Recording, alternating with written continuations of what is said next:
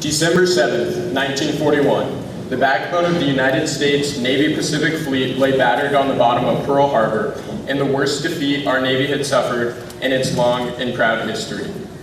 6 months later, in early June 1942, the seemingly invincible Japanese fleet was steaming towards what appeared to be certain destruction of U.S. Midway forces and their occupation of this strategic base in the Pacific Ocean. 1,000 miles from Honolulu and Pearl Harbor, this island would give the Japanese a solid base, refueling point, supply station, airfield, and staging area for other adventures in the eastern Pacific Ocean. And this was a massive fleet. Battleships, 4 of their best aircraft carriers and their battle-tested pilots, cruisers, destroyers, submarines, landing craft, and 5,000 Japanese soldiers eager to expand the Japanese empire. But, unknown to the Japanese military, the U.S. had broken enough of the Japanese naval code to know the Japanese plans almost to the number of ships, the composition of their fleets, and the date of the planned invasion. The Japanese did not name the invasion target, but they gave it the code letters AF. We were 90% sure it was Midway, but there was also a possibility it might be Hawaii or even San Diego. We had to know for sure before we could commit our crippled fleet to a battle plan. One of our brilliant code breakers suggested a plan to find out where exactly AF was. He received permission to send out a plain language message from Midway to Naval Headquarters in Pearl Harbor, saying that they were having trouble with their equipment for making fresh water and needed spare parts. Sure enough, several days later, we intercepted a message from the Japanese saying that AF was having a problem with their water supply. Bingo! The Japanese attacked Midway Island on June 4th, as scheduled, to soften it up for the invasion force that was following a day behind. Our 3 aircraft carriers were waiting at a point northeast of Midway and began their surprise attack. The first U.S. aircraft to attack were torpedo planes, and most of them were shot down, without scoring a hit on any of the 4 Japanese carriers. It was a stunning setback for us. Shortly afterward, our dive bombers made their attack, and within 5 minutes, 3 of the 4 Japanese carriers were afire and mortally wounded. Later that day, another attack by our dive bombers took out the 4th carrier. Without aircraft to attack the U.S. fleet, the Japanese decided to call off the entire invasion plan.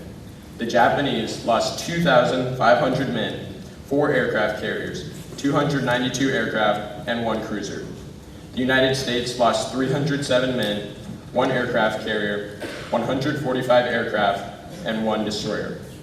From that day forward, the Japanese were forced into a retreat mode in the Pacific. We had won the greatest battle in U.S. Navy history. Several events that happened before and during the battle changed the possible outcome in favor of our Navy. At least one historian has no other explanation than God had a hand in it.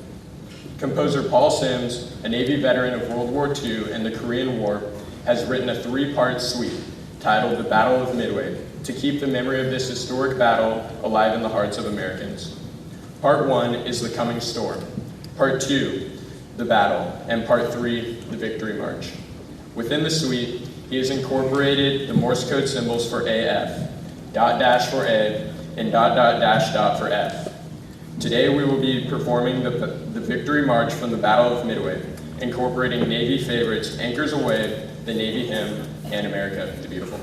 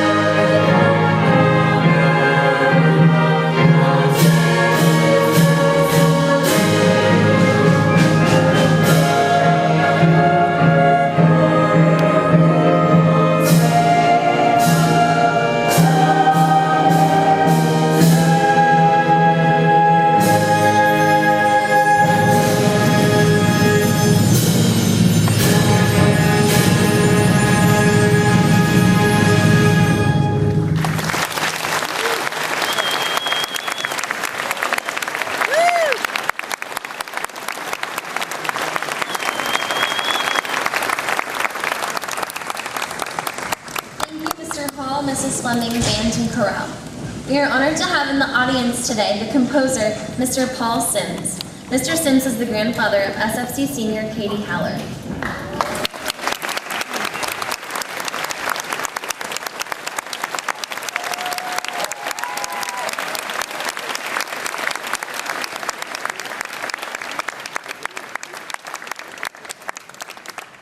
Our keynote speaker today is Mr. Richard Pascoe.